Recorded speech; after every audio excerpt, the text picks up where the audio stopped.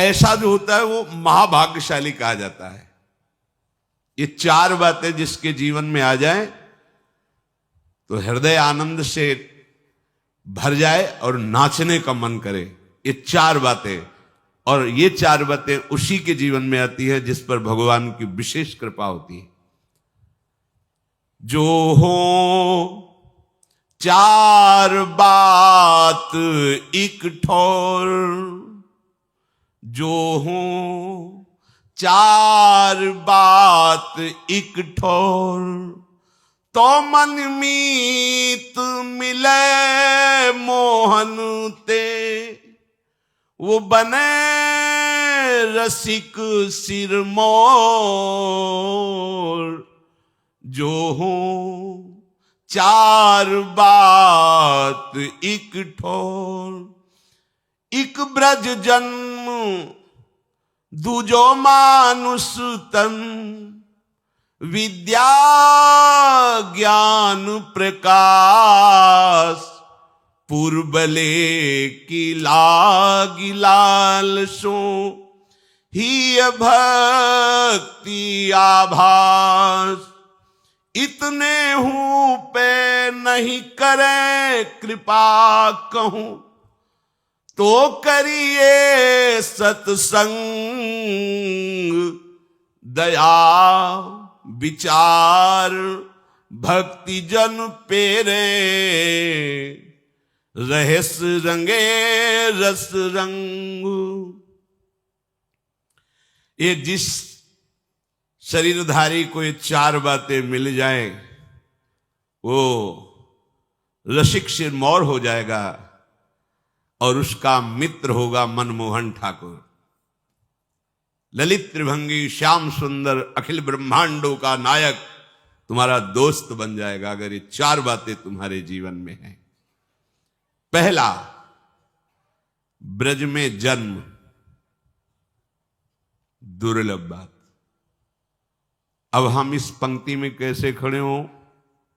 ब्रज में जन्म हमारे हाथ की बात है, फिर तो हमारा मनुष्य जन्म गया। इसका क्या उपाय है कि इस पहली पंक्ति पे हम खड़े हो जाए?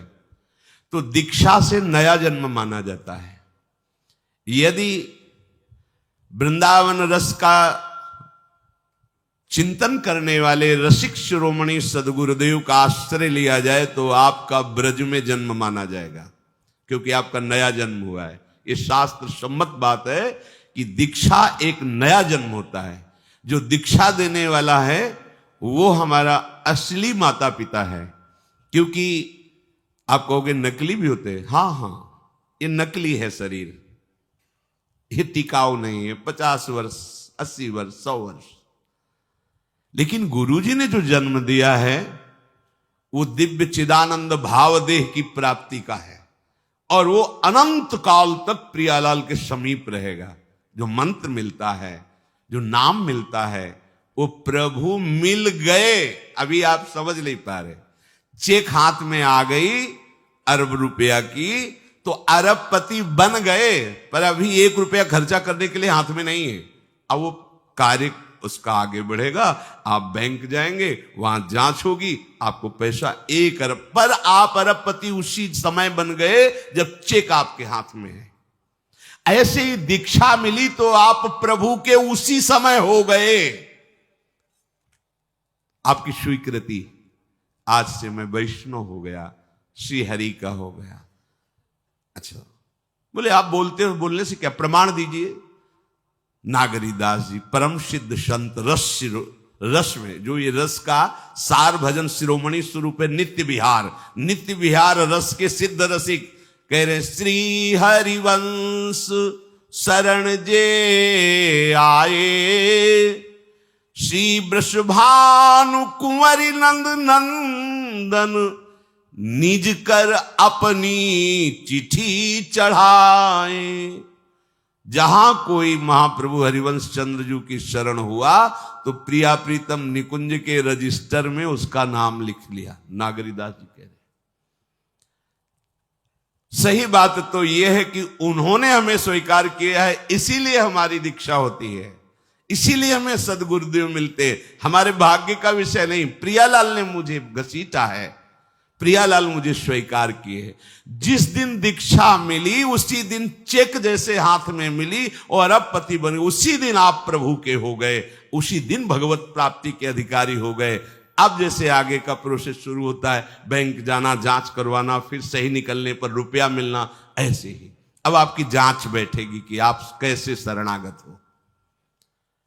अगर आप कमजोर निकलते हो तो आपको फिर सहयोग मिलेगा भागवतिक, ऐसे मित्र मिलेंगे, ऐसा सत्संग मिलेगा, ऐसा शास्त्र स्वाध्याय होगा कि आपकी शरणागति नाटक न रह के सत्य हो जाएगी। इस मार्ग में यही तो बड़ा लाभ है कि झूठा खेले साचा होए।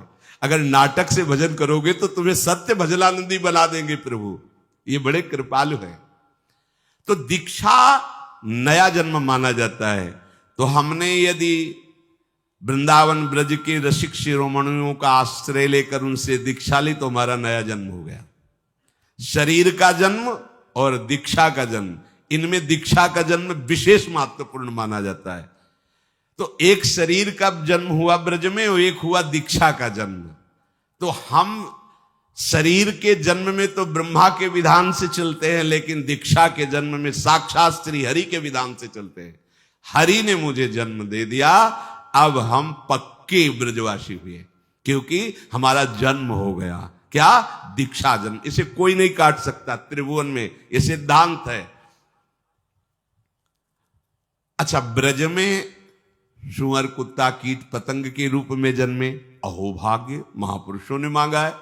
पर कह रहे दूजो मानुष तन, और कई मनुष्य शरीर से, तो हम कथा कह सकते हैं, सुन सकते हैं, नाम कीर्तन कर सकते हैं, नृत्य कर सकते हैं, प्रभु के लिए चीख चीख कर पुकार सकते हैं, और हम प्रभु की सेवा कर सकते हैं। लेकिन हम पशु पक्षी बने तो हम श्री जी की सेवा नहीं कर पाएंगे, हम प्रभु का यश नहीं गा पाएंगे, हमारी भाषा पशुवत रहेगी। वो दिव्य निकुंज की बात लगे। देखो ना, यहां पशु पक्षी सब सौभाग्यशाली, तब कैसा जीवन है। अगर मनुष्य जन्म है, देखो आप बैठे सत्संग सुन रहे हो, आप नाम कीर्तन, आप पद में नृत्य करेंगे, आनंदित होंगे। मनुष्य जन्म और ब्रज में जन्म, मनुष्य जन्म, ब्रज में जन्म। जन्म का मतलब आप निराश नहीं होंगे, ये सिद्धांत मान लीजिए। दीक्षा एक नया जन्म, तो हम भी ब्रजवासी। हरिराम व्यास जी कह रहे ना, हे हरि हम कब हुई हैं ब्रजवासी। तो हरिवंश महाप्रभु की शिष्यता स्वीकार की, अखंड वृंदावन वास आजीवन हरिराम व्यास जी ने किया। क्योंकि मनुष्य शरीर में विद्या और ज्ञान का प्रकाश होता है, अन्य जीवों के शरीरों में नहीं। इसलिए मनुष्य जन्म और ब्रज में जन्म, और इसके बाद तीसरी बात कह रहे हैं, हरि मिलन की लालसा, भगवत प्राप्ति का उद्देश्य। ये जो चार बातें बता रहे बड़ी दुर्लभ है। ब्रज में जन्म, मनुष्य शरीर से जन्म, और हमारे हृदय में भगवत प्राप्ति की लालसा। बोले भगवत प्राप्ति की लालसा तो बहुत कठिन है। तो अब चौथी बात कर रहे हैं, जो कृपा से कहीं सत्संग मिल जाए तो ये लालसा जागृत हो जाएगी भगवत प्राप्ति की। ये चार बातें जिसके जीवन में है, ब्रज में जन्म, मनुष्य शरीर, भगवत प्राप्ति का उद्देश्य और नित्य सत्संग, जान लो इससे बढ़कर कोई कृपा नहीं हरि के पास देने की, क्योंकि इसी में हरि बंध जाते हैं।